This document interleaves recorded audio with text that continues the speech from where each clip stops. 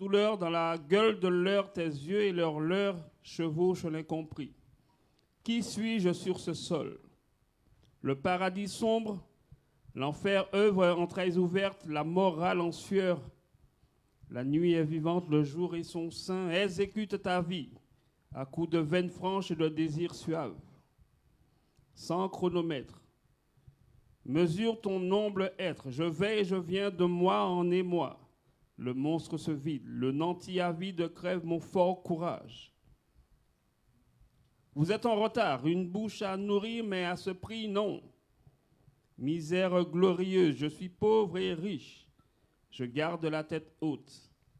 Une voix en sourdine, fais comme ces ailleurs, cette folle rumeur, le travail est bon. Le plaisir en pauvre, un peu niais en friche, je suis au piquet. Attends, va et va-t'en, la conjugaison travaille, mange et meurt. Un bouquet de fleurs, un pot de départ, un cercueil repu. La paix est en toi. Dis-moi, tu me vois? Question un peu bête, partirai-je? Certes, avec du plaisir accroché au cœur. Oui, à plein poumon, respire et aspire. Ton maigre pécule, cher à ton cerveau. Elle a disparu sous les décombres, elle a disparu dans les catacombes, elle et lui, humains. Paradoxes ambiants, le monstre se vide, son ventre est à l'air, ses entrailles féreuses me renvoient chez moi. Oui, je suis heureux. Je suis attendu. Une femme peut-être, belle solitude. L'alcool est ma peine, je suis une bravoure, épiez-moi encore à la fenêtre du déjà-vu. Je fuis mon être, l'indélicatesse. Non, je suis un dieu, je tombe quand je veux. L'après est un sot. Donnez-moi une croix, riez un bon coup. Petit matin noir, le monstre et ses crocs, ultime combat. Merci beaucoup.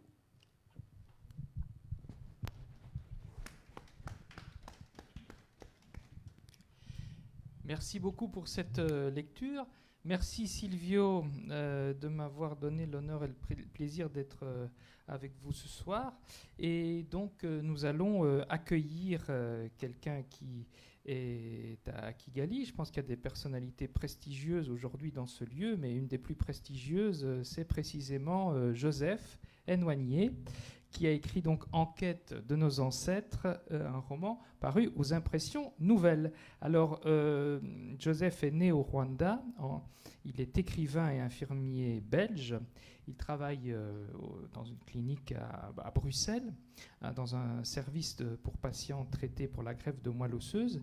Et il avait publié un premier roman, La promesse faite à ma sœur, qui a eu un écho très important puisqu'il a été finaliste du prix des 5 continents, un prix littéraire francophone bien connu, et qui a d'ailleurs été récemment réédité dans la collection de poche Espace Nord. Et puis, il y a eu un autre roman, et c'est son 3e roman. Alors, on va planter le décor avec ce roman, Enquête de nos ancêtres. En fait, il nous fait faire la connaissance du héros principal, masculin, Antoine Mugenzi, qui est d'une famille d'origine rwandaise, dont le père est médecin. Il est arrivé, Antoine, en Belgique à 7 ans, du Rwanda. Et depuis l'enfance, il est intéressé, il est hanté par l'histoire des Africains qui ont été déportés par les Espagnols pour travailler dans la mine de Potosi. Et donc ce fait de déportation en Bolivie, qui a eu lieu au XVIIIe siècle, eh bien, le hante, et il n'aura de cesse que d'aller voyager, d'aller sur place pour aller à la rencontre de cette histoire et pour aller aussi quelque part à la rencontre de son histoire. D'ailleurs, c'est le voyage qui le hante aussi depuis son enfance, puisque quand on lui demandait quelle profession veux-tu faire à l'école quand il était plus jeune, il répondait voyageur. C'est une excellente profession. Alors, cher Joseph, ce héros, on va parler d'autres personnages bien sûr de ce livre, mais ce héros et cette obsession, cette quête qu'il a, qui est au début de cette histoire, comment est-il né? Alors, la question, c'est comment est venue cette histoire Cette histoire et ce héros qui la porte.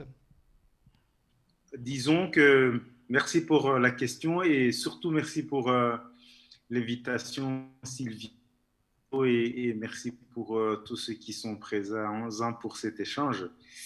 Et voilà, donc l'histoire de ce livre, en fait, euh, commence en réalité le livre sort maintenant, mais l'histoire commence en 2002. Hein. Euh, Sauf qu'à ce moment-là, je ne savais pas du tout que ce serait un livre parce que je n'avais encore rien écrit à ce moment-là. Donc, je me suis rendu en Bolivie dans le cadre de mes activités de soignant. Et je partais en fait de Bruxelles pour aller retrouver un peu ce que j'avais connu au Rwanda avant, c'est-à-dire d'essayer de soigner les gens avec peu de moyens. Et j'avais envie de refaire cette expérience-là et l'opportunité m'était donnée d'aller en Bolivie. Et j'étais dans le sud de la Bolivie, près de la frontière avec l'Argentine. Et j'ai découvert en fait la mine de Potosi. Donc j'avais déjà entendu parler. Donc c'est une mine d'argent qui, dès le 15-16e siècle déjà, fournissait de l'argent à la cour royale espagnole, mais aussi à tout l'Occident en fait. C'est une montagne où il y avait tellement d'argent, on l'appelle d'ailleurs jusqu'aujourd'hui la montagne riche.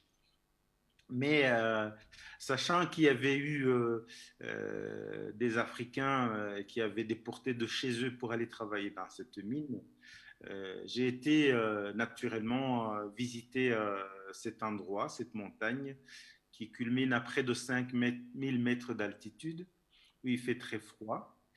Et alors, j'ai pu descendre dans cette mine et la première constatation, c'est que je n'ai rencontré aucun descendant, aucun afro-bolivien. Et en ressortant de la mine, j'ai sillonné la ville pendant 2 jours et je n'ai rencontré aucun noir dans cette ville. Donc, la question était de savoir où étaient passés des milliers de gens, d'Africains qui avaient dû travailler dans cette mine. Je savais que la mortalité avait été très importante, mais de là à ne trouver aucun descendant d'Africains, ça m'étonnait. Voilà. Donc, au fur et à mesure, j'ai pu apprendre que ce qui avait été rescapé de cette mine avait fui dans une région plus au climat subtropical au-dessus de La Paz et qu'ils s'étaient installés là-bas. Donc j'ai eu le désir d'aller les rencontrer et plus tard d'en faire un livre quand j'ai commencé à écrire des romans. Voilà comment est né le livre. Mais disons que aussi je suis habité par l'envie toujours d'aller à la rencontre des autres, de partir. C'est pour ça que je suis parti du Rwanda et c'est pour ça que de la Belgique aussi j'aime bien partir pour aller découvrir la culture des autres pays. Alors on va mettre nos pas dans ceux du héros et d'une autre héroïne qui a une grande importance aussi, on y viendra dans un instant, mais puisque vous en parliez, on va rester sur cette mine qui est un lieu un petit peu mythique et contrasté, puisqu'à la fois c'est une mine creusée dans la montagne qu'on appelle parfois un emmental géant qui risque, dit-on, de s'écrouler très bientôt. Et en même temps, alors il y a de l'argent effectivement, comme vous le disiez, qui en sort. Hein. On raconte qu'une légende dit qu'un pont, au-dessus de l'Atlantique en fait pourrait relier l'Amérique latine à l'Europe avec tout l'argent qui en sort. Mais c'est aussi un lieu où il y a eu énormément de souffrance et où on n'hésite pas à dire, toujours selon la légende, que l'alignement des os de ceux qui ont succombé en fait aurait suffi pour faire ce même fameux pont. Et donc, cette découverte de la mine par Antoine, ça va être finalement un moment assez... enfin, pour lui tout à fait révélateur, parce que c'est toute une histoire vers laquelle il va se tourner, qui va petit à petit lui être décrite par les gens qu'il va effectivement découvrir à ce niveau-là. Comment, de cette découverte finalement, de ce voyage qui a été initiatique pour vous, finalement, vous l'avez dit en 2002, mais en avez-vous tissé un roman, en fait? Parce que là, on est véritablement dans une fiction, et ce personnage d'Antoine, comment s'est-il construit? Donc, en fait, voilà, on est en 2002. Je vais en Bolivie pour une courte période. Mais cette histoire de la mine, mais aussi la beauté du pays, hein, faut le dire, un pays montagneux avec des reliefs incroyables, mais surtout aussi l'accueil des gens de ce pays. En tout cas, dans le sud, là où je me trouvais, j'ai été tellement bien accueilli, j'ai aimé le pays que je m'étais juré de retourner là-bas un jour. Et, et en 2003, quand j'ai commencé à écrire, et en 2007, quand j'ai publié mon premier roman, je me suis dit, voilà, une raison de plus de retourner en Bolivie pour revisiter le pays et aussi essayer d'aller à la rencontre des Afro-Boliviens dont l'histoire m'avait quand même assez bouleversé. Et donc voilà, c'est comme ça qu'est né ce livre et je suis parti là-bas et j'ai fait mes recherches. J'ai été accueilli par les communautés afro-boliviennes du côté d'Ocoroico, c'est là où, dans les Yungas, c'est là qu'ils vivent. Et voilà, et le roman s'est construit petit à petit. Et tout naturellement, je devais écrire ce livre. Mais alors, Et même si j'ai pas du tout épuisé le sujet, c'est pas ma prétention et je compte retourner et continuer à creuser et à découvrir cette histoire quand même très forte des Afro-Boliviens. Alors, on l'a dit, c'est un livre initiatique pour le héros, notamment, qui va aller finalement sur les pas de son obsession, puisque c'est une histoire qui le hante depuis toujours. Mais en fait, c'est aussi un livre, si c'est un livre de révélation, c'est aussi un livre de secret, ou qui parle du secret, ou qui parle du silence, ou qui parle du non-dit.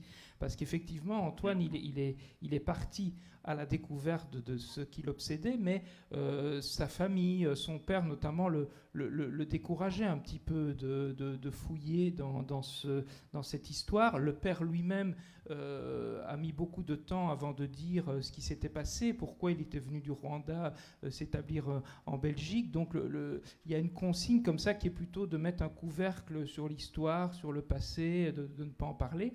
Donc il y a déjà effectivement cette chape un peu de silence. Et puis il va rencontrer une héroïne, très très belle héroïne, Alba Luz, qui est la lumière de l'aube, donc une promesse là aussi de révélation, et qui elle-même aussi, quelque part, a une partie de son histoire et de ses origines qui est complètement enfouie, et avec laquelle elle va mettre du temps finalement à se brancher finalement tout au long de cette histoire, et la rencontre avec Antoine va être décisive.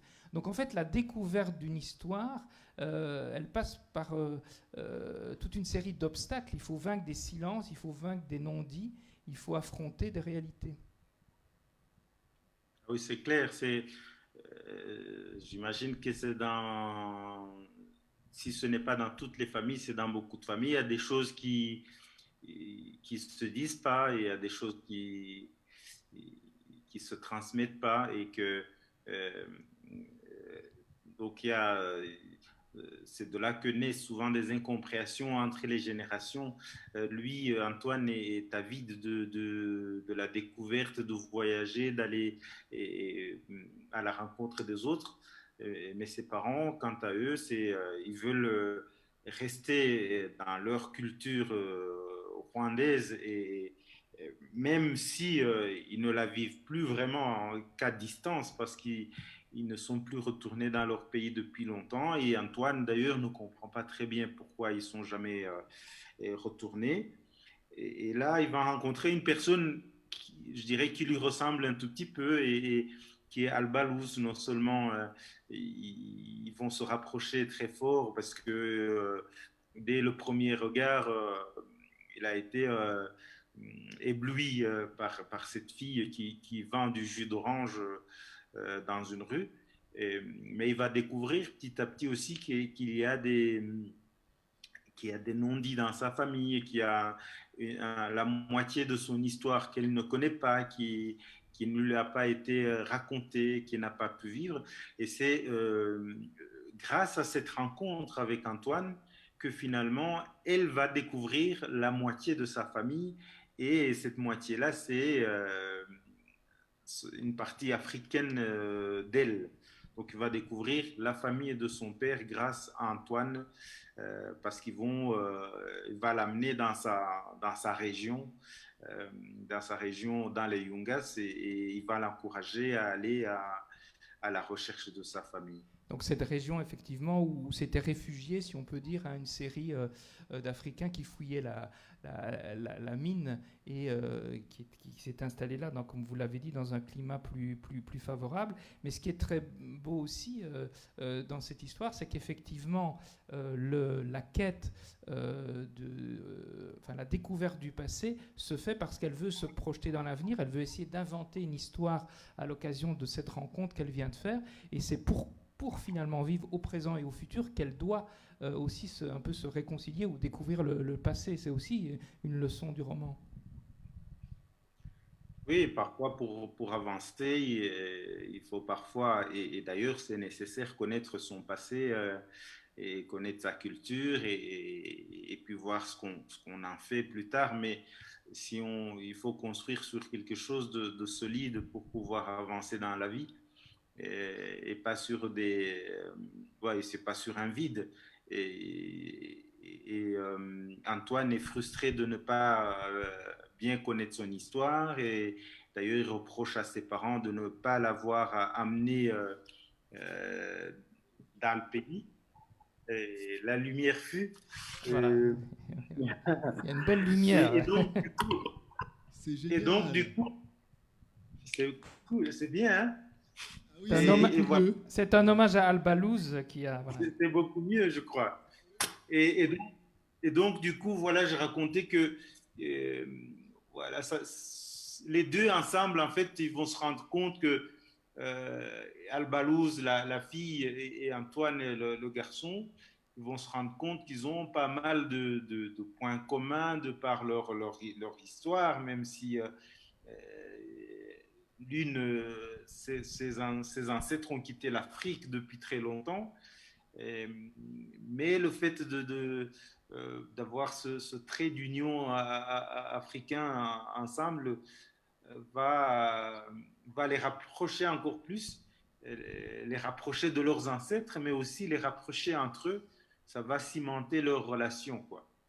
Alors, il y a une partie du roman, de l'histoire qui vient de vous être révélée, mais il y a beaucoup d'autres choses encore dans ce livre, qui est d'abord écrit d'une très très belle écriture, très, très simple, limpide, avec beaucoup d'humour aussi, notamment dans la rencontre et dans le fait de s'apprivoiser des deux héros, leur manière d'aller à la rencontre l'un de l'autre. Il y a beaucoup d'humour, comme tout au long du livre. Et puis, il y a de très belles descriptions de paysages magnifiques, parce qu'on est dans un pays qui, manifestement aussi, vous a envoûté et envoûte le héros, avec dans l'altitude de très très beaux paysages, le vol du condor, vraiment une atmosphère tout à fait étonnante, et en termes d'atmosphère aussi, une très belle description d'un monde très, très spirituel.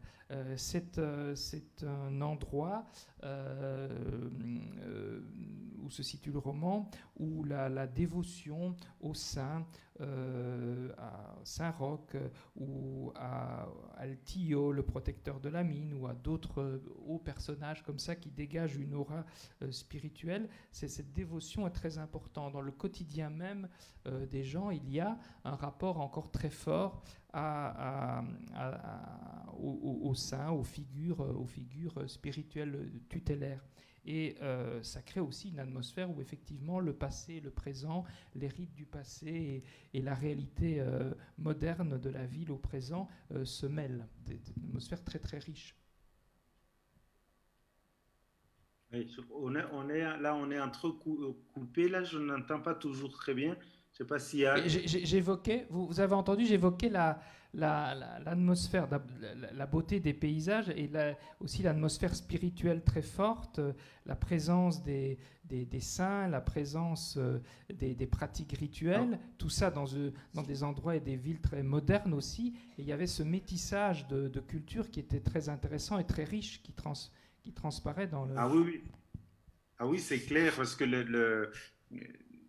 et même quand il y a par exemple, Antoine va découvrir qu'il y a un saint noir dans le village, dans la communauté des Afro-Boliviens d'Arapata où il a été. Et c'est vrai que moi, j'ai personnellement été à cet endroit. Il y a un saint noir qui s'appelle, je pense que c'est San Basilio. Je me souviens très bien comment il se nomme, mais il y a un saint, il y a une petite église avec un saint noir et moi-même ça m'avait surpris parce que j'ai pas l'habitude de voir les images de saints noirs, quoi.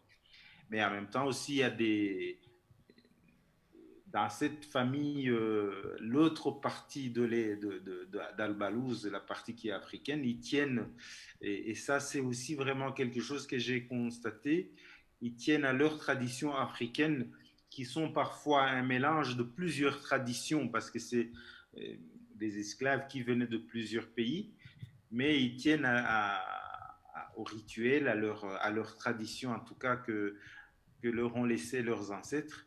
Et ça, c'est très important. Et quand Al-Balouz va découvrir sa famille, la famille de son père, en fait, c'est l'entrée, ça va être sa grande tante qui va lui léguer la capacité de lire l'avenir, voilà. Si on veut savoir comment son avenir va être fait, on va aller chez elle. Et ça, c'est la grande tante maternelle de la métisse qui détient cette tradition-là.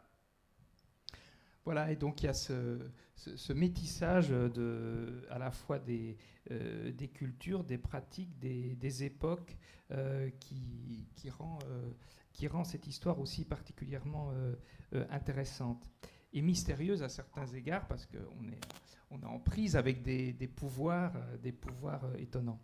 Alors, je ne sais pas si dans la salle, parce qu'il y a un petit peu de public qui nous suit, s'il y a l'une ou l'autre question parmi vous qui découvrez sans doute ce livre de Joseph. N'hésitez pas, je ne sais pas si... Mais sinon, s'il n'y en a pas en attendant, je peux faire alors la petite lecture. Alors, on va faire effectivement cette lecture. C'est une lecture c'est un passage qui a un statut un petit peu particulier, puisque, en fait, c'est un texte dans le magnifique texte du roman. C'est un poème en tant que tel, finalement, qui intervient dans le roman, qui intervient dans un décor qui est celui de Coroico, en fait, qui est le territoire où Al-Balouz finalement a des racines et où elle est allée avec le héros Antoine. Et là, il y a un personnage qui va déclamer un poème dans un café qui est à la fois un peu fou, un peu poète, un peu charmeur, un peu repoussant aussi, parce qu'une espèce de vagabond. Voilà, c'est une figure un petit peu mythique comme ça qui va déclamer à un moment donné un poème. Et on va finir avec cette lecture. Alors à vous, C'est Joseph. à toi, mon ami, je vous Voilà. invite pour la lecture. À vous, Joseph, pour cette On est lecture. parti. Et alors, la salle est plongée dans un silence profond. L'homme entame son récital.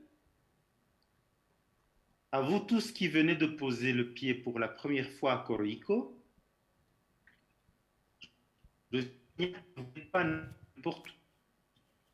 Vous venez de franchir la porte d'entrée de notre territoire. Nous, les Afros, nous vous accueillons en toute amitié et en toute fraternité Nous vous en confions les clés.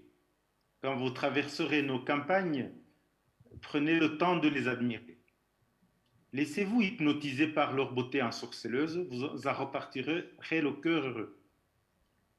Mais n'oubliez pas qu'elles enserrent les secrets de notre histoire douloureuse. Nous ne vivons pas uniquement dans ce décor idyllique pour nous en émouvoir. Ce fut et cela reste un lieu de combat pour nous élever au rang et bien au-delà de ceux qui ont longtemps fait croire à nos ancêtres qu'ils étaient des sous-hommes. Il marque un moment de silence avant de reprendre. L'histoire est tenace, elle vous colle à la peau. Je ne suis rien que non pas celle qu'on apprend dans les livres, mais celle qui m'a été contée par mes parents, qui eux-mêmes l'ont héritée de leurs aïeux. Je ne pleure pas sur mon sort. Je dis tout haut que j'existe pour moi. Le sang qui coule dans mes veines m'appartient. Il n'est plus la propriété d'un quelconque patron. Vous n'êtes peut-être que de passage ici, mais lorsque vous repartirez, retenez que vous avez rencontré un afro libre. Merci. Voilà le court extrait que j'ai prévu de lire. Merci beaucoup, Joseph Nwanyi, voilà. pour cette lecture et pour nous avoir fait découvrir Enquête de nos ancêtres, qui est un roman qui nous donne peut-être une piste en nous disant que finalement connaître son passé, aller à la recherche de son passé, c'est peut-être une manière, une très bonne piste pour devenir soi-même, plus authentiquement encore. Et c'est paru aux Impressions Nouvelles, donc votre livre. Merci beaucoup. Joseph, d'être avec nous ce soir. Que vous pouvez retrouver à la librairie Wallonie-Bruxelles à Paris. Notamment dans l'excellente librairie Wallonie-Bruxelles, belge francophone, rue Quincampoix, à Paris. Merci beaucoup. Merci Joseph. Merci Joseph. Alors, Silvio, nous continuons, c'est ça? Nous continuons avec... On ne fait pas de bêtises. Et Juliette, Madame Juliette Smeralda. Merci en tout cas de votre accueil. Merci Joseph. Et nous sommes donc ravis et honorés d'accueillir Juliette Smeralda, qui est docteure en sociologie, diplômée à l'université de Paris 7 Jussieu. Comme elle l'indique elle-même dans sa biographie, ses principaux enseignements sont la sociologie, la méthodologie et les relations interculturelles. Ses objets privilégiés sont la condition des afrodescendants de la Caraïbe, les séquelles psychologiques de la traite négrière transatlantique, les pratiques esthétiques et le traitement du corps chez les Kamites afro, les liens entre le continent africain et sa diaspora. C'est des recherches qui ont donné lieu à de nombreuses publications, à des livres, à des articles sur les thèmes du racisme, des discriminations raciales et des relations asymétriques entre dominants et dominés. Il y a un ouvrage qui représente très bien cette dimension phare de son travail, et c'est l'ouvrage Peau noire, cheveux crépus, histoire d'une aliénation. Il a été publié en 2004 aux éditions Jazor, et l'impact de cette étude a été et reste considérable dans le monde de la recherche, dans la diaspora africaine et afrodescendante, dans le monde estudiantin, qui l'a beaucoup influencé dans les médias et sur les réseaux sociaux. Et je pense notamment que c'est une part des thèmes qui sont développés dans ce livre que vous avez choisi d'évoquer avec nous ce soir. En tout cas, je suis vraiment ravi de vous accueillir parmi nous, Madame Smeralda, et je vous donne la parole. Merci à Monsieur Méranville, aux organisateurs, à ce Festival des abolitions aussi, qui me permet donc d'intervenir sur ce qu'on va appeler une problématique, avec des guillemets, qui ne, à mon avis, n'est pas encore explorée de la manière qu'elle aurait dû l'être, parce que le corps noir est l'objet de beaucoup d'agressions et il a sans arrêt à se défendre, à se protéger contre le regard stigmatique, exclusionnaire, racialiste, etc. Donc voilà, je vais vous dire deux ou trois choses sur les raisons qui ont fait que j'ai choisi cette problématique. Alors j'appelle déjà problématique, ce qui peut être simplement un objet d'étude, mais je vais vous donner la définition que j'ai trouvée qui approximativement traduit ce que peut être une problématique, parce que quand on parle d'un corps voilà, qui est donné, un donné de nature, on ne devrait pas en avoir fait une problématique, et pourtant c'est le cas. Donc, par problématique, on entend un ensemble organisé de questions dont les éléments sont liés et se posent relativement à un domaine particulier. Donc, problématique, c'est quand même un ensemble organisé de questions. C'est cela qui retient notre attention. Et je voudrais donc vous dire pourquoi j'en suis venue à travailler sur ce que j'appelle entre guillemets le corps noir, puisque j'en ai fait un objet d'étude de manière à ce qu'on comprenne toutes les maltraitances qu'il a subies, toutes les stigmatisations qu'il continue à subir, et le fait qu'il est le prétexte à toutes les formes de discrimination que nous connaissons aujourd'hui, qu'elles soient sociales, raciales, même entre intergroupes, puisque vous savez que aujourd'hui, de très loin, un corps noir s'aperçoit, et ça peut suffire pour que des racistes dans certaines sociétés décident de l'éliminer au nom du fait qu'on a perçu un danger parce qu'il était justement, il apparaissait pour ce qu'il était. Voilà. Donc, merci pour votre écoute d'avance. Je vais peut-être être un petit peu longue, mais je vais vous lire pour que ça reste structuré un peu ce que j'ai prévu pour nous, pour cet après-midi, comme base aussi de discussion, de réflexion. Alors, pourquoi s'intéresser au corps noir dans le cadre de cette conférence ou de cette série de conférences sur les abolitions? Eh bien, parce que c'est à partir de la construction de ce corps en surface monstrueuse que va se justifier sa réduction en esclavage par rapport justement à ceux qui vont décider qu'il n'a pas d'âme et qu'il ne mérite pas qu'on s'occupe, qu'on le traite comme une âme humaine et qu'on l'intègre à l'humanité tout entière.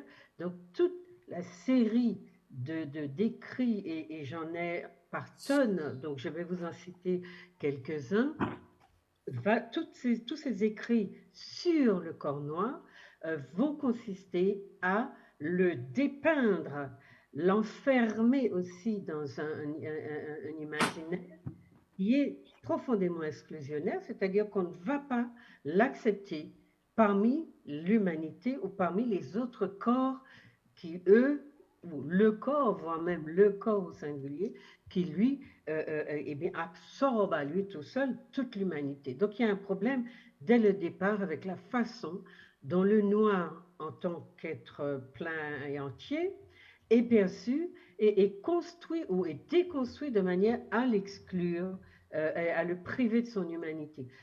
Cette construction-là a un rapport avec l'esclavage, a un rapport avec la traite négrière transatlantique, puisque quand on va décider de réduire les Africains en esclavage, on va mettre en avant le fait qu'ils n'ont pas d'âme, que bon, on va les échanger contre les Amérindiens qui, eux, ne supportent pas les conditions qu'on leur fait, mais le noir est réputé être fort, résistant au soleil, et c'est vraiment sur son corps, sa musculature, son apparence, qu'on voit extraordinaire, mais qu'en même temps, à quoi on refuse toute forme de valorisation, mais on voit en lui la charrue, l'outil, la houe, le coutelas, ce qu'on mettra, ce dont on se servira pour en faire un usage, vous avez vu, instrumental. Alors, moi, j'ai commencé à travailler sur cette problématique, et je mets des guillemets, en vous disant que théoriquement, on n'a pas à considérer que lorsqu'on parle du corps d'une partie de l'humanité, qu'il y aurait là à parler d'un problème, sauf à dire comment les peuples se construisent, se voient et s'érigent dans leur humanité profonde. Donc, Le traitement du cheveu crépus, qui est celui que j'ai donc présenté dans plusieurs ouvrages, mais il n'y a pas que le cheveu en tant qu'objet soumis à des tortures que sont le défrisage, le décapage, tout ce qu'on veut de la peau également. Il y a ce cheveu qui, dès le départ, crée des problèmes aux Occidentaux et il faut comprendre pourquoi. Donc, dans mon travail, je vais mettre on va dire presque en opposition tout ce que les Africains ont conçu autour de leurs cheveux, la richesse extraordinaire qu'ils lui connaissaient, les traitements extraordinaires qu'ils en faisaient, le sens profondément anthropologique qu'il avait, parce que le cheveu était d'abord un accessoire, enfin, une partie de l'être qui était profondément sociale, puisqu'il désignait le clan, l'origine, le niveau social, la place qu'on occupait dans la société, etc. Donc, ce n'était pas des poils qui poussaient comme ça et qu'on laissait pousser sans lui donner de signification proprement anthropologique. Donc, les Africains avaient défini tout ça et ils étaient le beau. Ils avaient défini leurs caractéristiques physiques, physiologiques comme étant ce qui faisait le beau. Ils savaient ce qui était beau pour eux et ils traitaient leur couleur de peau et leur texture de cheveux comme étant si vous voulez, des caractéristiques physiologiques, somatiques, etc., qui mettaient en valeur et qui leur permettaient d'être organisés dans leur environnement, puisqu'on pouvait décoder leurs origines, leur provenance, etc. Donc, le traitement du cheveu crépus va faire l'objet d'interrogations anthropologiques une fois que les Blancs vont arriver au contact des Noirs, mais j'en ai fait un objet sociologique. Vous voyez, c'était d'abord un objet anthropologique, j'en ai fait un objet sociologique dans le cadre de la discipline qui est la mienne, qui est la sociologie. Le paradigme que j'explore donc dans mon activité de chercheur est celui des relations raciales, et je m'inspire pour cela des théories de l'école de Chicago. Pour ceux qui veulent savoir ce que c'est, il y a un petit que sais-je qui s'appelle l'école de Chicago. Vous pouvez aller voir comment ces relations raciales sont abordées, surtout qu'elles ont été aussi initiées par le premier fondateur de la sociologie américaine, que les Blancs refusent de reconnaître comme tel, mais qui était Webb Du Bois. Vous savez, on parle de lui, on le mentionne comme Webb Du Bois pour simplifier son nom, mais c'est William Burghardt, je ne sais plus quoi, Webb Du Bois. Maintenant, donc ça, c'est cette école qui m'a fourni les théories qui me permettaient d'entrer dans ces relations dites raciales de manière scientifique, parce qu'en France, vous savez que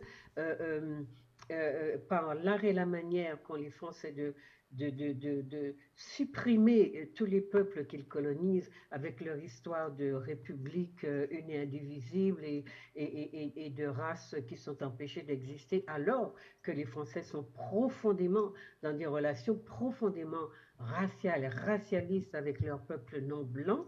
Et ça, pour moi, c'était une entrave à mon désir de comprendre pourquoi nous étions dans des relations si racisées avec la France, enfin pourquoi elle entretenait des relations si racisées avec nous et pourquoi elle nous empêchait d'appréhender ces relations-là. Donc le domaine des relations sur lesquelles je me concentre est donc celui des relations des dominations qui sont par définition asymétriques. Donc, mon domaine, ma discipline, c'est la sociologie, mon domaine sont les relations raciales, mon paradigme, c'est les relations de domination, et dans ces relations de domination, je prends les relations entre groupes humains, donc les relations entre blancs et noirs essentiellement, bien que j'ai travaillé aussi sur les relations entre noirs et indiens des sociétés antillaises, mais essentiellement, mon travail se focalise actuellement sur les relations entre nos colons, nos colonisateurs et nous qui sommes descendants d'esclavagés, d'Africains réduits en esclavage, parce que nous faisons très attention aujourd'hui à la façon de nous désigner. Nous ne disons pas que nos ancêtres étaient des esclaves, nous disons qu'ils étaient des personnes qu'on a réduites en esclavage par toutes les violences que nos travaux mettent au jour actuellement. D'accord? Donc, c'est dans ce cadre théorique que j'inscris mes travaux sur le corps noir avec des guillemets, essentiellement sur sa peau et son cheveu, mais je travaille par ailleurs sur les transmissions culturelles, puisque je considère que dans nos sociétés antillaises, nous sommes essentiellement dans des sociétés bicéphales, l'une marquée par la colonisation avec les principes des colonisateurs, leurs institutions, et l'autre tête, puisque je dis que nous sommes bicéphales, l'autre tête qui est notre tête africaine, c'est elle qui nous a donné nos, disons, les cadres de vie, nos émotions, nos pensées, nos manières de voir, de ressentir. Tout ça, ça ne nous vient pas des Occidentaux, et donc ça ne peut nous être venu que de notre africanité. Et donc, c'est aussi un domaine que j'explore à travers notamment un ouvrage que j'ai écrit qui s'appelle « La culture de l'entraide » où je montre que les formes culturales et culturelles dans lesquelles nous vivons sont des formes africaines. D'accord? Et j'ai des exemples, nous avons beaucoup d'influences du Congo, d'autres du Bénin. J'ai fait un tout petit travail dernièrement sur un plat national que nous consommons aux fêtes de Pâques et de Pentecôte, qui sont des fêtes chrétiennes. Et j'ai découvert donc que le plat de crabe que nous mangions n'était pas hérité des Caraïbes, mais c'était un plat du Bénin. Et le nom de ce plat qui est aujourd'hui matoutou est en fait atoutou ou atité dans la langue fongbe du Bénin. Donc voilà un plat et j'ai demandé à des correspondants béninois qui m'ont confirmé qu'effectivement, c'est un plat qu'ils consomment à la façon que nous avons, nous, de le préparer avec peu de variantes. Bon, alors, je vais revenir donc après sur le contenu des ouvrages que j'ai écrits, mais je veux juste vous signaler effectivement que ce sur quoi j'ai travaillé en premier, qui était venu d'une intuition, parce que j'avais observé que les femmes de nos sociétés se défrisaient systématiquement les cheveux, et il me semblait que ça avait un sens, parce que ce n'est pas une opération banale que de se défriser les cheveux avec des produits à base de soude caustique.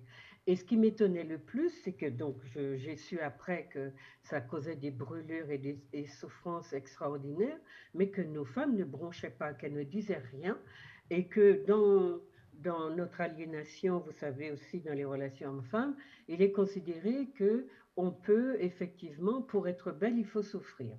Donc, je crois que c'est une idéologie qui habite profondément nos femmes et que pour être belle, il fallait accepter de se brûler le cuir chevelu avec des produits d'une violence inouïe à base de soude caustique et qui étaient systématiquement en usage puisque tous les 2 mois, il fallait retourner chez le coiffeur pour faire disparaître les racines crépues qui repoussaient. Ça, c'était pour moi une interrogation importante et j'ai essayé de comprendre. Donc, à partir de mes théories sociologiques, de domination, relations entre groupes, entre races, peu importe, ce que cela pouvait signifier. Donc, ce livre-là, qui a pris naissance à partir de ces observations, et qui s'appelle Peau noire, cheveux crépus, a été effectivement à l'origine d'une forme de révolution de la pensée et du regard qu'on posait ou qu'on ne posait pas sur ces pratiques, parce qu'il n'y avait pas de théorisation, de sociologisation des problèmes, de ces problèmes-là. Il y avait eu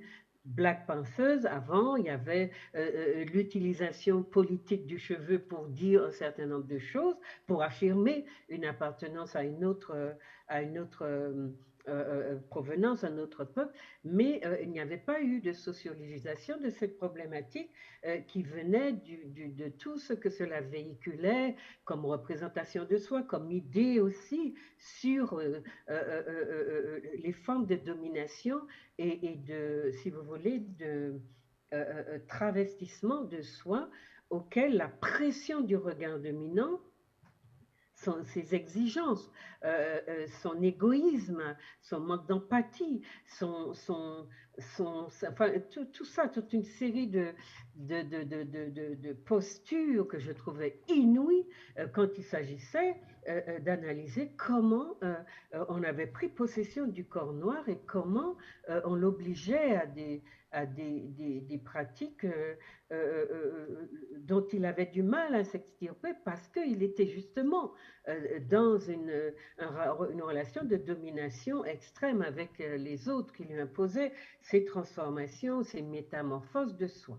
Donc ce premier ouvrage a été, donc qui est paru en 2004, vraiment avec le travail que j'ai fait avec des petites associations qui travaillaient sur la revalorisation de son corps, de son cheveu, notamment Boucle d'ébène.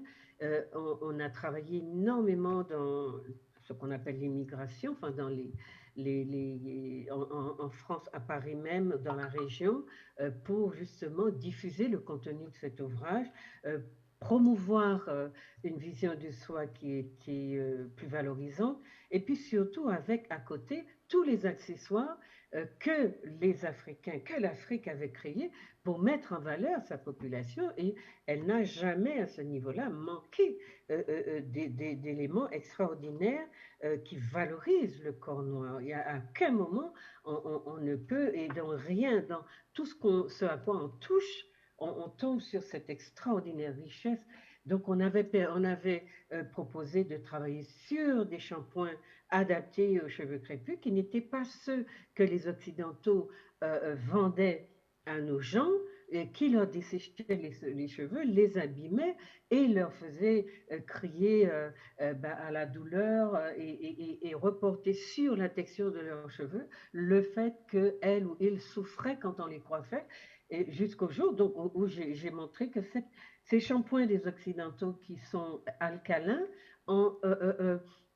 dessèchent le cheveu crépus, qui est un cheveu sec, parce qu'il a moins de sébum et parce que par ses origines, il a besoin de moins de sébum, puisque dans les climats secs, on essaye justement, la nature régule les corps et font, pour les blancs dans les pays froids, pousser les poils, et pour les noirs, réduire la pousse des poils. Enfin, voilà, vous voyez, c'est la rencontre des peuples qui a un petit peu redéfini un certain nombre de paramètres, mais on est dans quelque chose d'assez, on va dire, naturellement régulé. Donc on a travaillé sur les shampoings. Ensuite, aider les gens à mettre en avant les bijoux, leur esthétique, pas seulement capillaire, mais aussi tout ce qui va parer le corps, les vêtements, les tissus, l'environnement, l'ameublement. C'était quelque chose d'assez complet.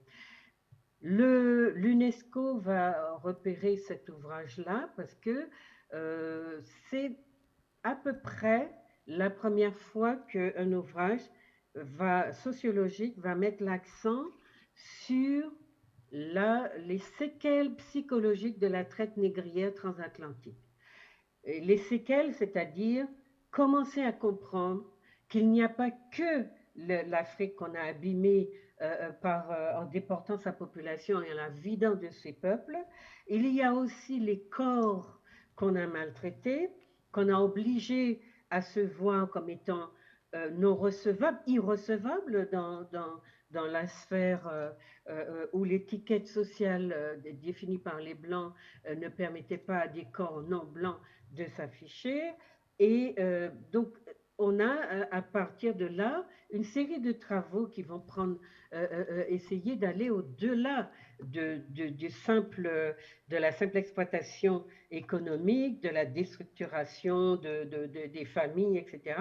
On va travailler véritablement sur les séquelles psychologiques. Et aujourd'hui, vous avez vu qu'on travaille sur l'épigénétique parce qu'on a vu que pour s'adapter à la violence inouïe que subissaient nos populations, il avait fallu qu'elles développent des formes d'adaptation qui se sont inscrites sur leur ADN, d'où l'épigénétique, pour survivre à la violence inouïe qui leur était faite, à la déportation, à la privation d'environnement, on va dire, empathique et de regards bienveillants, de sentiments humains. Tout cela dont nos ancêtres ont été privés les a forcés à se redéfinir pour s'adapter à cet environnement d'une violence extrême. Donc voilà pourquoi cet ouvrage reste encore aujourd'hui, Peau noire, cheveux crépus, un ouvrage qu'on a dit best-seller en sociologie. Bon, ce ne sont pas forcément des thèmes qui sont compatibles, mais c'est vrai, c'est un ouvrage aujourd'hui qui a 17 ans et sur lequel je continue à être interrogée. Donc vous voyez, maintenant, je n'ai pas voulu que la question du cheveu et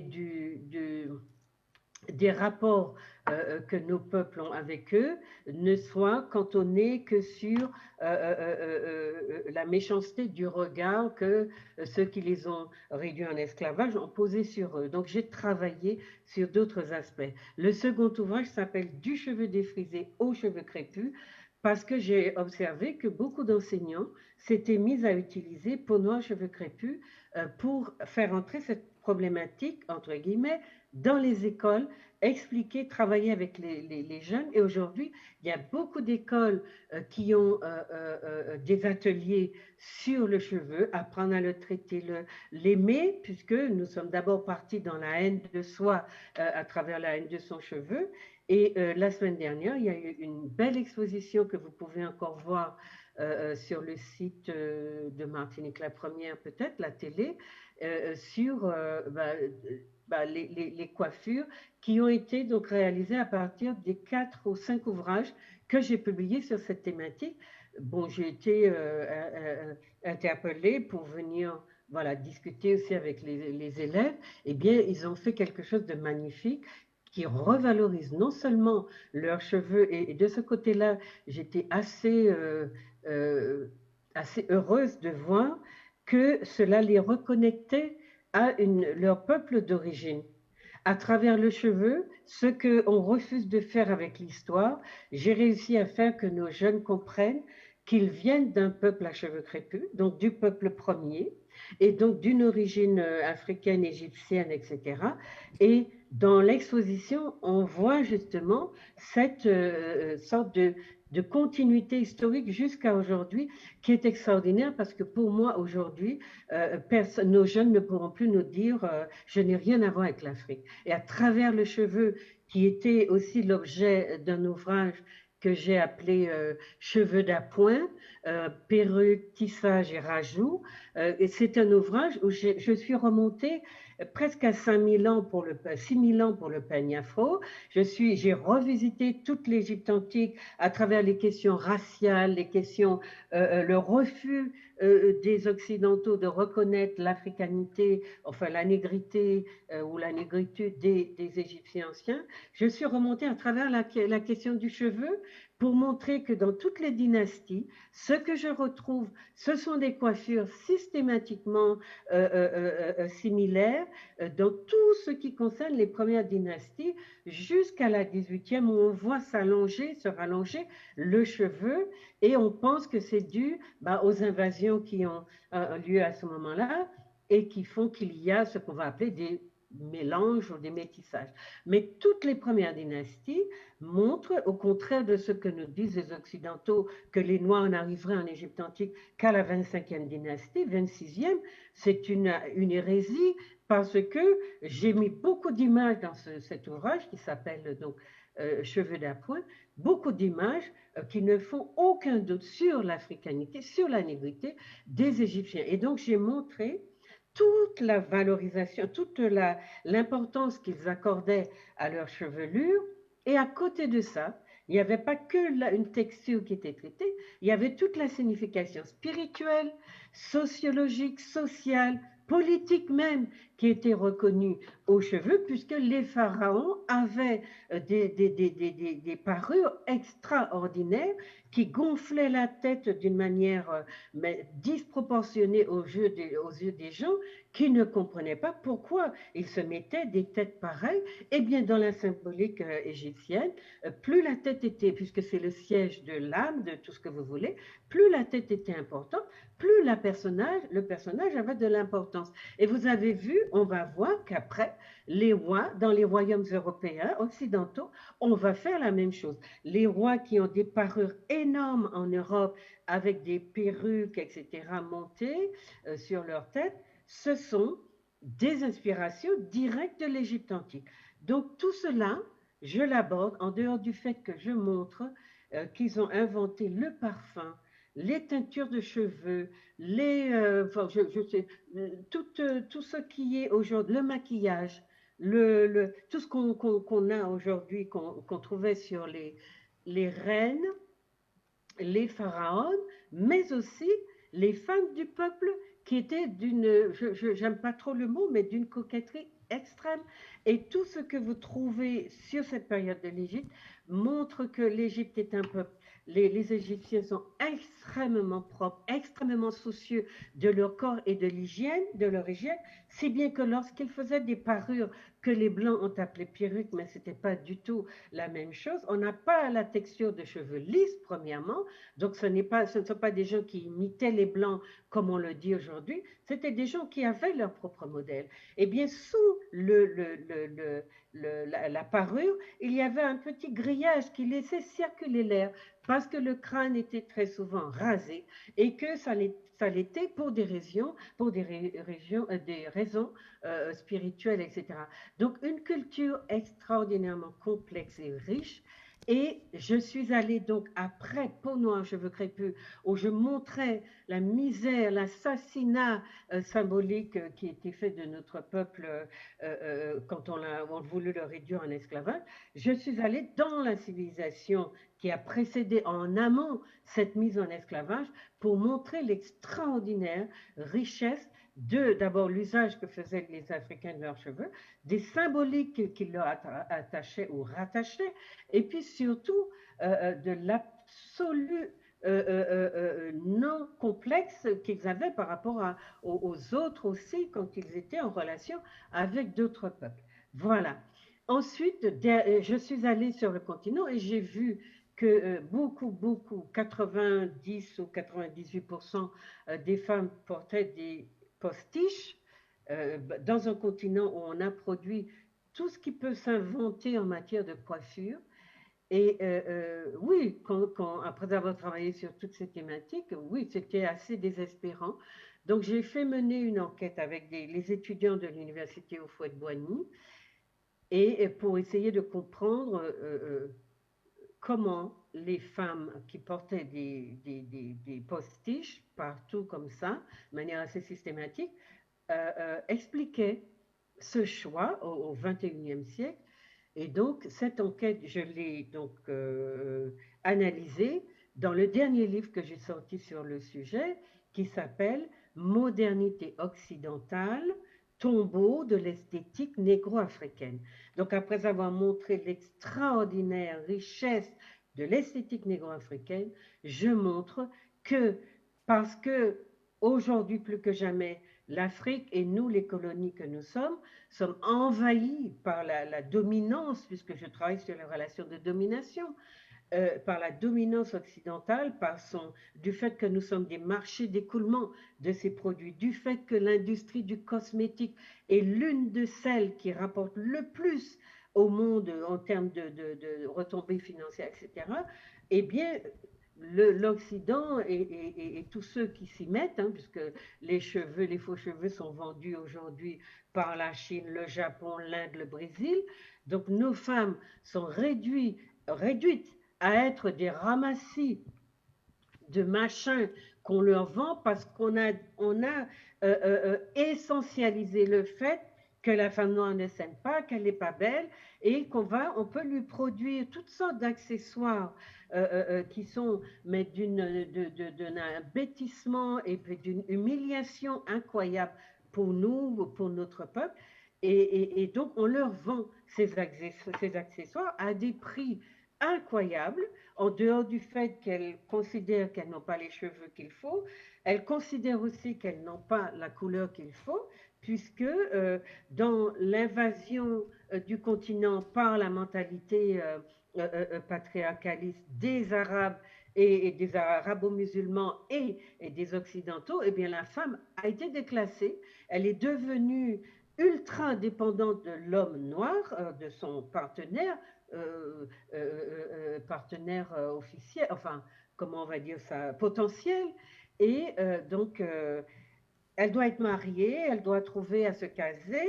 Et l'un des critères de choix, parce que les hommes et les femmes se renvoient la balle, l'un des critères de choix serait que l'homme ne veut pas de la femme noire, il la veut métisse, il la veut claire de peau, il ne veut pas ses cheveux crépus, et elles disent qu'elles font ce qu'elles font, c'est-à-dire qu'elles se dénaturent, avec des guillemets, entendu que l'être humain n'est jamais une nature en tant que telle, le corps est d'abord essentiellement social, je vais le montrer tout à l'heure, et bien du fait qu'elles sont dans ces dispositions-là, elles considèrent que pour avoir un mari, parce qu'il faut qu'une femme soit mariée, qu'elle ait des enfants et qu'elle occupe une position dans la société, et bien quand elle ne présente pas la bonne couleur, le bon cheveu, entre guillemets, peu importe par quel moyen, par quel artifice, elle va se mettre à posséder ces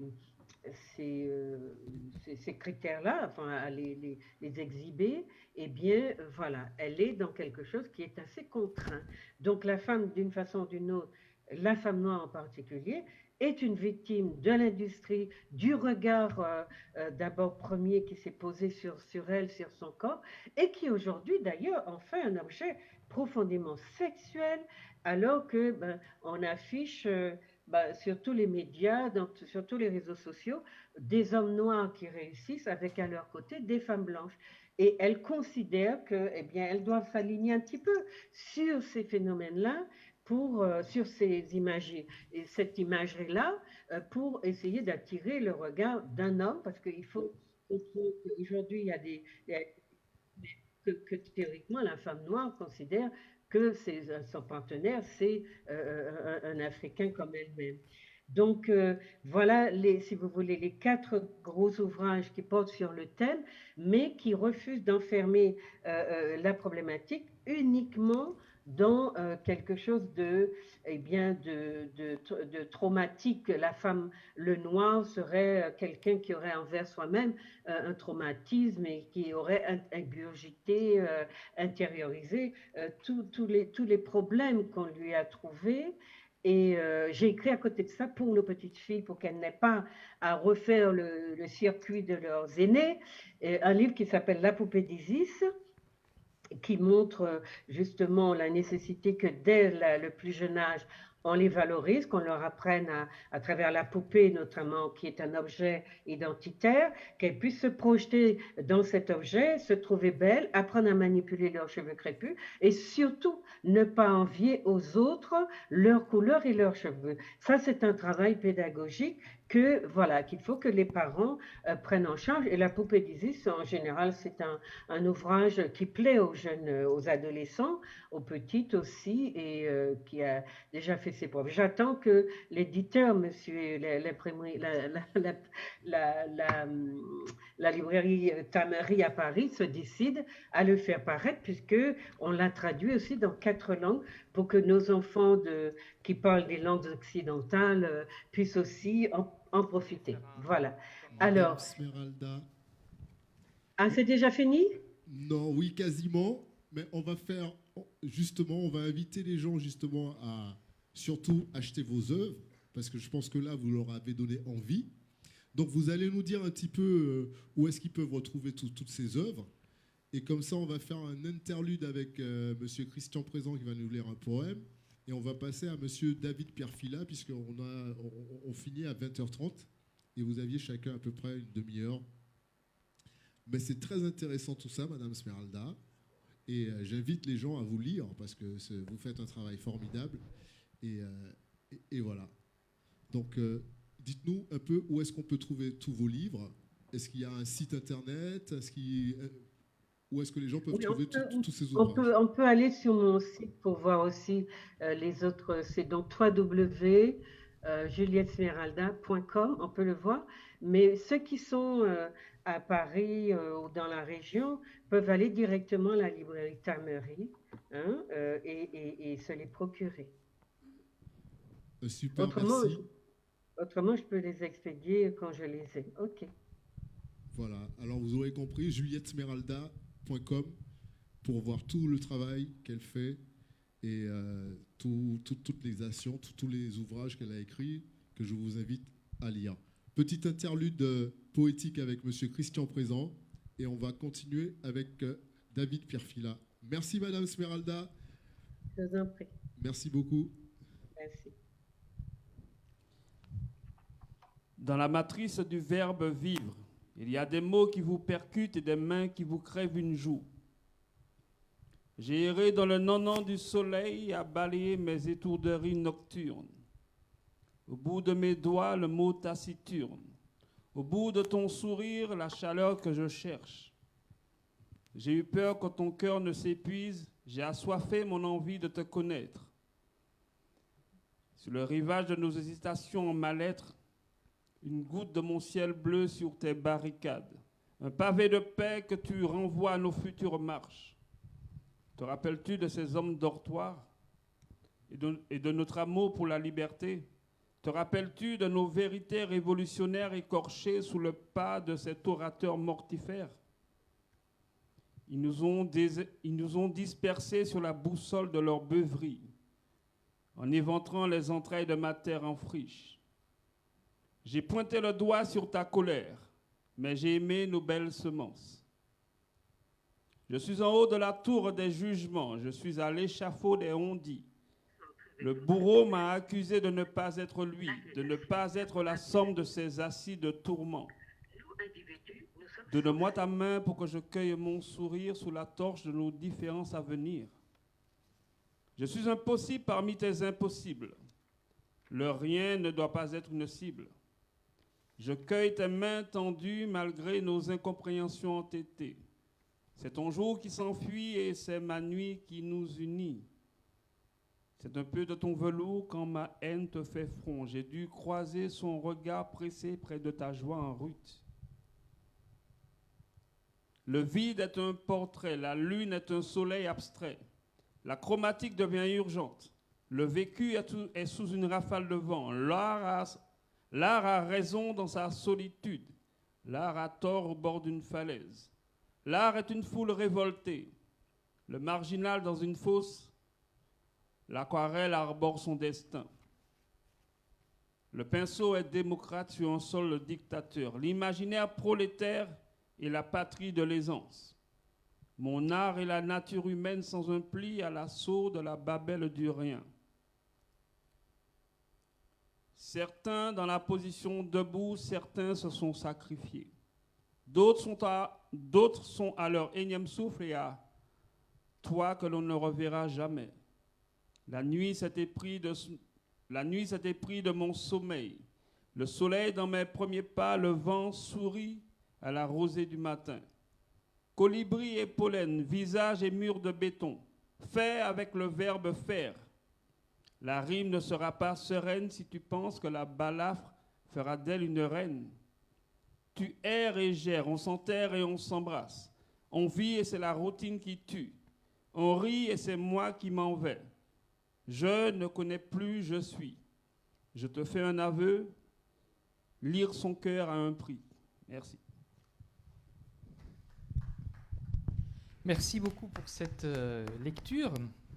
Et nous allons entamer tout de suite le troisième et dernier chapitre de cette quête d'histoire, de passé à partir des pratiques, des objets, des spiritualités, enfin de tout ce qui permet effectivement d'explorer ce passé. C'est avec le cinéma que nous allons le faire à présent. Et puisque nous avons le plaisir d'accueillir David Pierfila. Alors David Pierfila, la passion du cinéma commence tôt, puisque vous êtes né à Brazzaville, Congo-Brazzaville. Dès 9 ans, Les salles de cinéma sont régulièrement fréquentées et vous citez notamment comme influence, pour n'en citer qu'une, on ne pourra pas tout aborder, mais Youssef Chahine et le film Gare Centrale. Vous avez fait des études secondaires en Normandie, vous êtes devenu même masseur kinésithérapeute et vous êtes aussi titulaire d'un DEA en anthropologie de l'école des hautes études en sciences sociales. Puis vous avez travaillé comme photographe de mode pour toute une série de marques comme Guerlain, Hermès et Lanvin, pour ne citer qu'elles. Correspondance de l'agence de photo Gamma en Afrique centrale. Vous avez aussi tout un travail de photographe que vous allez poursuivre toute votre vie. Alors le premier court-métrage, il est en Centrafrique. C'est le terreau, le masque du sorcier. Et après, il y a toute une série de films, évidemment, qui vont se succéder. On va en citer quelques-uns emblématiques. Alors, le dernier en date, c'est Le Sapeur, qui est un documentaire qui est sorti en 2019. Mais on pourra citer aussi Tala Tala, qui était un film emblématique, ou Le Dernier des Babingas. Et vous avez également, là on est dans les documentaires avec toute une veine de documentaires et des thématiques dont vous allez nous parler, mais il y a aussi un travail de fiction qui est tout à fait important, des courts-métrages et des longs-métrages. Et puis vous avez aussi un travail important de producteur qui permet aussi de mettre à jour toute une série de films. C'est aussi une part importante de votre travail. Mais le film dont vous allez nous parler aujourd'hui dans la thématique qu'a choisi Silvio pour cette soirée, c'est Sur les chemins de la rumba. Alors c'est un film de 2015, c'est un film congolais, français, sénégalais. Et grâce à ce film, eh bien, en fait, on est entraîné à travers les côtes africaines, du bassin du Congo, de Cuba, de l'Équateur, en Côte d'Ivoire, dans un immense voyage trempé de notes familières qui sont désireuses de fondre l'essence de cet art musical africain avec un regard et des rythmes issus du bassin du Congo, en somme des sources qui lui ont donné sa forme et son âme. À travers cette musique et en retraçant toute l'histoire, depuis l'endroit où elle est née, tous les trajet qu'elle a fait et la manière dont elle est revenue à son point de départ, c'est une manière de raconter aussi toute une histoire africaine que vous nous contez. Alors vous allez nous parler de ce film. Oui, merci, c'est tout à fait ça. Merci à Silvio, merci au Festival des Abolitions. Ce film m'a réveillé en fait. Ce film, je vais d'abord parler de musique, d'un rythme et d'une danse.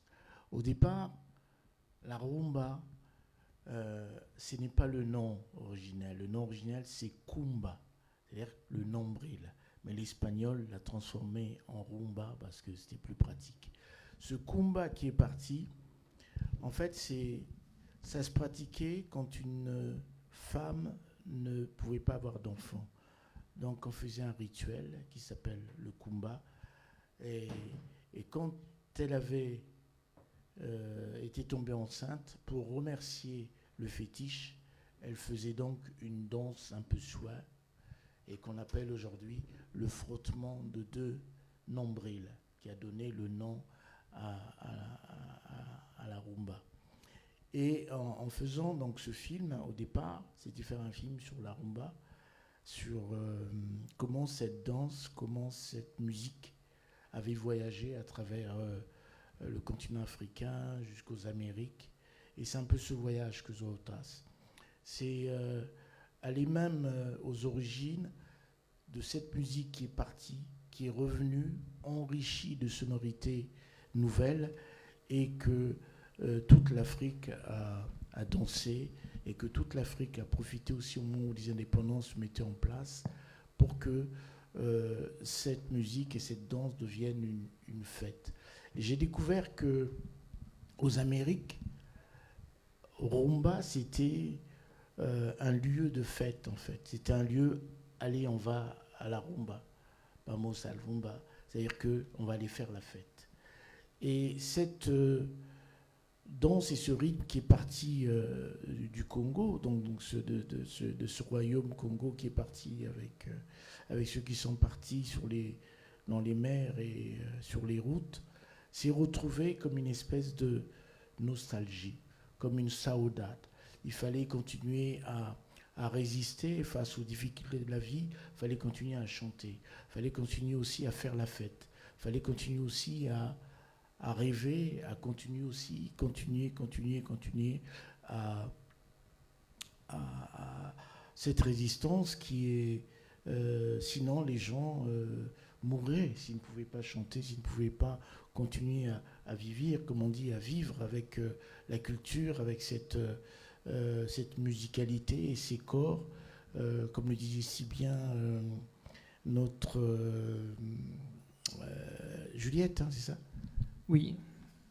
Hein, Juliette qui parlait des corps, tout ça. Et je crois que les corps, aussi bien ceux qui sont partis ont apporté avec eux, pas simplement la façon de danser, mais les chants, les rythmes. Et quand j'ai traversé en fait les océans, je me suis rendu compte que des mots comme Quilombo qui est un mot Congo, mais vraiment typiquement Congo, se retrouve dans toutes les Amériques. Et Quilombo, c'est un lieu sacré, c'est un lieu en fait fortifié où les esclaves évadés se retrouvaient ensemble et créaient une espèce d'autogestion avec les Indiens. Donc il y a des quilombos partout. En Colombie, on appelle Telembi, mais c'est la même chose. Donc ces quilombos, venus donc de ce royaume Congo, ont permis à certains de résister et de continuer à vivre. Donc à travers la danse, à travers les rites et à travers cette vision qui est restée de l'Afrique. Fallait continuer. Donc en même temps, dans cette rumba, il y a une chose qui est importante, c'est que quand la rumba rencontre la biguine, ça donne le zouk. Quand elle arrive en Côte d'Ivoire, ça donne le coupé décalé ou le zouglou. C'est-à-dire que cette danse et cette musique, c'est comme simplement rappeler les origines. Et même si les notes se sont transformées de l'autre côté, mais elles sont revenues. Et nous, en Afrique, on a reconnu ces rites qui sont partis. Et donc, on a commencé à propager, à le faire connaître, donc à travers les indépendances, à travers les radios aussi, parce qu'au Congo, il y avait une radio, la radio Brazzaville, et l'autre côté, donc chez les Belges, il y avait la radio Léopoldville. Et qu'est-ce qu'on diffusait ? On diffusait la rumba. Et les marins qui sont venus après ont amené avec eux aussi des instruments, des sax, des cuivres. Et donc, toutes ces sonorités ont renforcé en fait cette danse. Et quand je suis parti faire la tournée avec le film aux Amériques, je me suis rendu compte qu'il était vraiment important de travailler sur la mémoire et il était vraiment important de dire les choses telles que nous, on les a vécues autour du Mbongi, autour du village, autour d'un lieu où moi, quand j'avais 6 ans, j'allais passer des séjours au village autour du Mbongi. Le Mbongi est un lieu où les vieux racontent des histoires, racontent des devinettes, racontent des histoires pour faire grandir l'enfant qui va être adulte demain à travers des mots, à travers des phrases, à travers des chansons qui avaient un sens en fait d'éducation.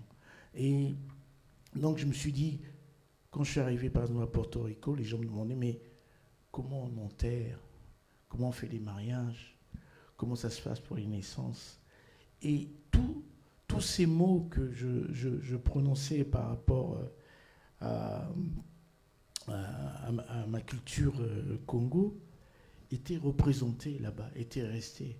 Quand j'arrive à Bahia, on parle de Nsitu, c'est-à-dire qu'on parle du chemin qu'on pratique pour aller au champ, qui est Congo, qui est typiquement Congo. Et c'est pour ça que je dis que les objets, la musique, ont tellement voyagé qu'on reconnaît d'où viennent les mots et toutes ces choses magnifiques qu'on qu'on a laissé derrière nous. Et je dirais même qu'en 1491, tout le Congo était évangélisé par un seul homme, Saint Antoine de Padoue. Avant la découverte des Amériques, tout le Congo était christianisé. Ça veut dire tous les gens qui sont partis à ce moment-là, puisque c'est les premiers qui sont partis sur le chemin, étaient tous christianisés. Donc tous ces chants, tous ces louanges qu'on retrouve dans les Amériques, qu'on retrouve à Cuba, qu'on retrouve au Pérou, qu'on retrouve en Colombie, parce qu'il y a des grosses communautés Congo dans tous ces lieux, aux Antilles, en Martinique, en Guadeloupe. Il y a eu plein de Congos qui ont été déportés. Je parle de déportation parce que ça a été le fait. Donc ce travail m'a permis de dire, mais il faut travailler sur la mémoire. Parce que ceux qui sont là-bas, aujourd'hui, ont une espèce de syncrétisme, un mélange entre tout ce qui est Yoruba et oublient aussi le côté beaucoup plus Congo qu'ils portent en eux et qu'il est important de partager, qu'il est important de faire connaître à travers donc, les films de mémoire. Et aussi, ce film m'a apporté beaucoup personnellement, parce que quand à Porto Rico on a rempli un amphithéâtre de 500 étudiants, c'était impressionnant. Là, ils m'ont fait docteur dans une université avec ce film. Je dis non, j'ai fait ce film pour faire connaître l'Afrique, pour faire goûter aussi, pour dire que même si vous êtes là, il y a toujours l'Afrique avec vous. Donc c'est ça le but de ce film, et c'est ça le but maintenant que je poursuis à travers tout ce travail de mémoire à travers le cinéma. Justement, attends Pierre, juste 2 secondes. Justement, David, par rapport à tout ce que tu disais tout à l'heure, et par rapport à ce film justement qui t'a permis de voyager, donc du coup, ce film que tu as fait sur l'Afrique t'a permis en quelque part de découvrir que l'Afrique était partout finalement. Oui, c'est ça. C'est faire le chemin aussi, c'est de m'apercevoir que la vérité n'était pas toujours... on dit c'est celui qui a gagné la guerre ou qui fait son histoire. Et qu'aujourd'hui, je crois qu'on doit prendre conscience, c'est aussi notre faute, parce qu'on a laissé la place à certains pour parler en notre nom, pour écrire l'histoire à notre nom. Et on a un peu oublié qu'on détient des choses qu'il faut maintenant semer un peu partout dans le monde, parce que c'est incroyable de savoir que partout il y a des Africains. Je veux dire qu'il y a même les Africains qui sont partis dans le pôle Nord. Tu savais, c'est-à-dire que je lisais un livre, là, il y avait un Noir qui était dans le pôle Nord, on n'a jamais parlé de lui. C'est un livre qui a été, je crois que c'est sorti par les Belges, un éditeur belge qui a publié ce livre. Et je me dis, quoi, comment un Noir est arrivé au pôle Nord? Oui, il y a eu un Noir comme expéditeur, on n'a jamais parlé de lui, et qui était dans le pôle Nord. Vous voyez, c'est tout ça qui fait que on pense que l'Afrique, il n'y a que des difficultés, il n'y a que des choses pas belles, mais l'Afrique a fait beaucoup pour l'histoire. L'Afrique a apporté au monde quelque chose qu'on ne peut pas comptabiliser ou compter, parce que tout ce qui fait aujourd'hui, même tout ce qu'on nous a volé, aujourd'hui on parle de restitution, aujourd'hui on parle de... comment voulez-vous qu'un continent tout entier, on a pris les enfants, on les a déportés, et même malgré ça, résiste au climat, résiste à la déforestation, résiste à tous ces problèmes, et continue à vivre, et continue à sourire, continue à danser. Alors là c'est l'histoire qui est vue grâce à une musique, grâce à la rumba, mais je sais que vous faites aussi un travail qui vous intéresse beaucoup, qui permet aussi d'appréhender l'histoire à partir des religions, des spiritualités, une manière aussi de raconter l'histoire à partir de ces supports-là. Vous pouvez nous en dire un petit peu, parce que je pense que ça fait partie de votre travail actuel encore. Oui, j'étais arrivé J'avais voyagé, c'était en 2000, avant 2000, je pense, j'étais arrivé à Cuba. Je revenais du Bénin. Et quand je suis arrivé à Cuba, il y avait une cérémonie, on m'a invité, une cérémonie vaudou.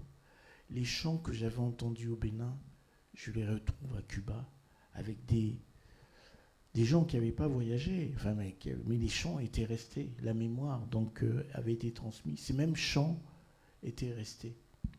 Et je dis, mais c'est pas possible. C'est-à-dire que c'est ça qui est formidable, c'est ça qui est fort. Donc j'ai décidé avec quelques réalisateurs donc de préparer un travail sur les religions africaine, c'est-à-dire que ça s'appelle Mystique Africa. Donc c'est une série qui va être produite, réalisée dans 12 pays, jusque dans les Amériques. C'est-à-dire qu'on commence en Afrique avec le vaudou, avec le Bwiti au Gabon, avec d'autres religions au Congo, et on va voir qu'est-ce qui est resté de ces vaudous, qu'est-ce qui est arrivé de l'autre côté, comment on a transformé, comment on a syncrétisé les choses. Et je pense que c'est ça qui est intéressant, de montrer la force de l'Afrique, de montrer qu'à travers ces religions animistes, il y a aussi des guérisseurs, il y a aussi des guérisseurs traditionnels qui soignent, qui guérissent, et dont on ne parle pas parce qu'ils ne déposent pas de brevet.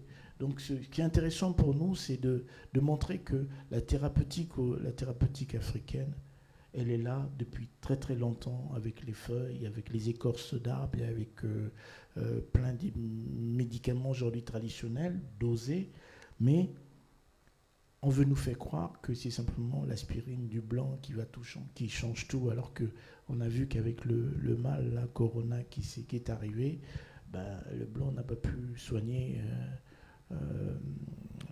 ses propres populations, et qu'en Afrique, on a résisté en trouvant des choses pour pouvoir vivre et pouvoir continuer à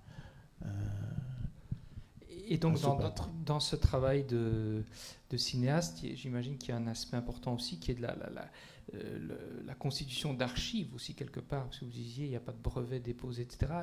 Le fait de filmer aussi des témoignages, j'imagine, notamment sur ce sujet-là des religions, permet aussi d'accumuler des archives et de constituer un corpus aussi à transmettre. Oui, on a monté en Équateur, à Esmeralda, Casa Africa Équateur. C'est-à-dire que Casa Africa Équateur, ça va être un lieu, donc à Esmeralda, où on va archiver, où on va faire venir de temps en temps des spécialistes qui vont venir travailler, rencontrer des afro-descendants, parce qu'il y a un grand festival Esmeralda au mois de février, et on a envie d'amener autre chose. On a envie d'amener l'Afrique.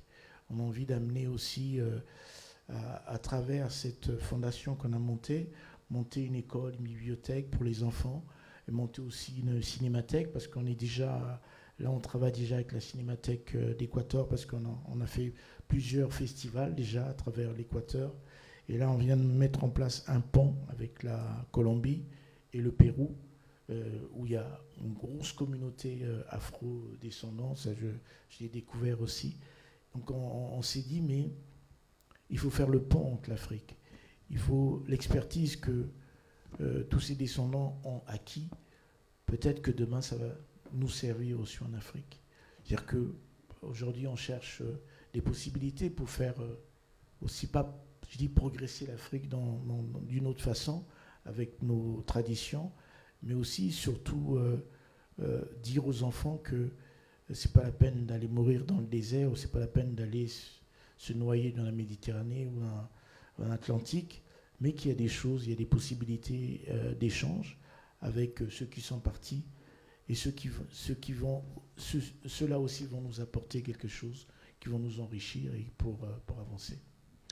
Alors si Silvio me le permet, encore peut-être une dernière question pour aborder votre travail actuel. Vous m'avez parlé de ce film « À quand l'Afrique ?» C'est ça ? Ça me semble intéressant d'en dire un mot, où vous interrogez la responsabilité un petit peu des intellectuels africains ou de la manière dont ils sont intervenus sur la scène de l'histoire, justement. C'est ça un peu la thématique? Oui, parce que je fais juste une parenthèse. Quand Eyadema, Bokassa, Seni Kunche, Moussa Traoré du Mali ont fait l'Indochine, ils sont tous devenus présidents après les indépendances. Ils avaient tous fait l'Indochine.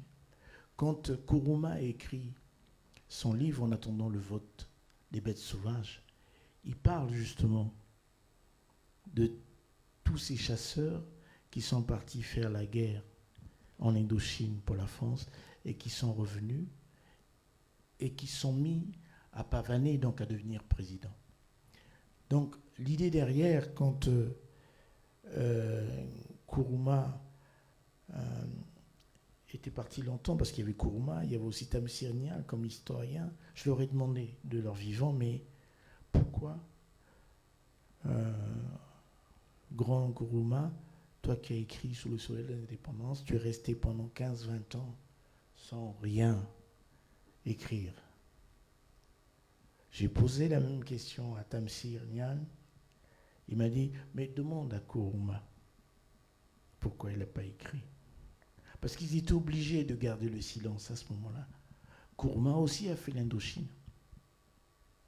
Donc, il a pu expliquer dans son livre cette démarche du chasseur, parce que c'était les chasseurs. Et c'était un moment en Afrique, les guerres, c'était les chasseurs qui les faisaient. Donc il a pu expliquer dans ce livre-là que être chasseur, c'est être humble aussi. Être dans la société des chasseurs, il n'y a pas de hiérarchie. C'est-à-dire qu'un simple chanteur, je prends ou casté, peut être chef. Donc dans cette démocratie des chasseurs, il n'y avait pas un individu qui devait se mettre en avant, mais on le choisissait pour devenir... Et donc à quand l'Afrique?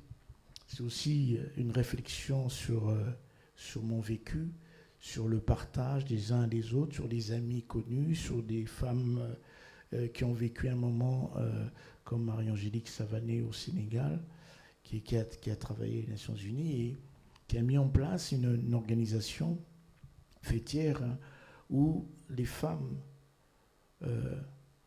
diplômées travaillaient pour les Nations Unies, mais à partir de l'Afrique. Donc avec des solutions très africaines, jusque un partage avec les Antilles, avec les Amériques, tout ça avec les Afros. Et je me rends compte que cette Afrique qui s'en va, qui s'étiole, qui oublie ses cultures, son identité, la faute appartient aussi à nous autres intellectuels, pas simplement aux dirigeants, les dirigeants bien sûr, mais aussi l'Occident, mais d'abord les intellectuels africains. Parce qu'on n'a pas pensé qu'il fallait être un collectif pour résister, pour travailler, pour parler au nom de l'Afrique. Et justement, dans ce film, j'ai le professeur Joseph Kizerbo avant de mourir, donc c'était en 2005. Il est mort en 2006. Donc je lui pose une seule question, je dis, professeur, que diriez-vous à un jeune de 20 ans aujourd'hui? Il m'a dit, mais on n'a pas besoin de cracks. On a des cracks partout. À la NASA, Bill Gates, partout il y a des cracks. On a besoin de collectifs. Et il dit une chose, vaut mieux perdre son chapeau que perdre sa tête. Bah écoutez, c'est une belle conclusion provisoire à tout ce qu'on a entendu ce soir. Merci infiniment. Alors ce film, à quand l'Afrique, on pourra le voir prochainement? On est en train, j'espère qu'on est en train de chercher un peu d'argent pour le terminer. Mais il est intéressant parce qu'on trouve tout ce qu'il fait aujourd'hui. J'ai filmé Samuel Fosso dans ce film à Bangui. J'ai filmé Simon Djamé qui a amené l'Afrique au niveau art contemporain à Venise. Donc je dis qu'il y a des gens aujourd'hui qui parlent au nom de l'Afrique sur l'art, qui parlent au nom de l'Afrique sur la photo, mais qui ont oublié vraiment ce que c'est l'Afrique. Un grand merci. Merci à vous, David Pierre-Fila. Merci à Juliette Smeralda. Merci à Joseph Ndoigné pour ces 3 moments privilégiés qu'ils nous ont accordés. Et merci à toi, Silvio. Et merci beaucoup au travail de Juliette, hein, parce que travailler sur le corps et les cheveux, Et Joseph, merci beaucoup aussi. Hein. C'était très intéressant. Je vais le lire. Je sais qui c'est ton saint, parce que je crois que c'était un métis qui faisait des miracles, mais il était né d'un père espagnol et d'une mère esclave. Je crois que c'est le même. Je cherche son nom, moi aussi.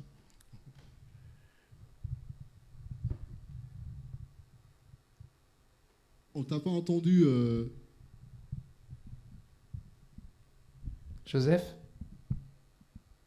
Active ton son. T'as pas le son activé, Joseph.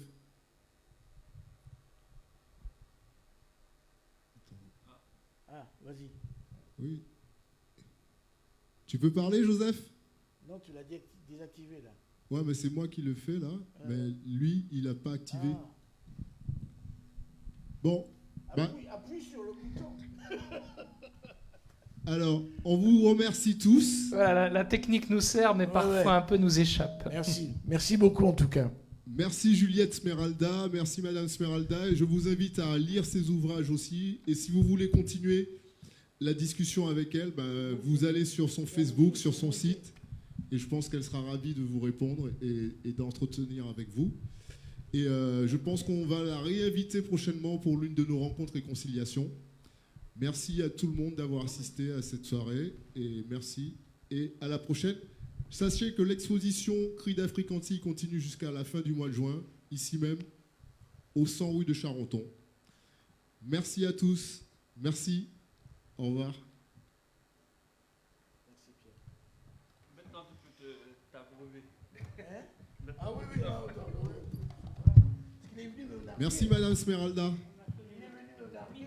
Super. Et je pense qu'il y a des gens qui ont réagi, vous avez vu, je pense qu'ils vont rentrer en relation avec vous. Merci Juliette. À la prochaine. Merci, Juliette. Bon, tout le monde vous remercie. Ah bah oui, fin du direct. Il retourne le son, Joseph, non, il a fait un beau travail. Oui.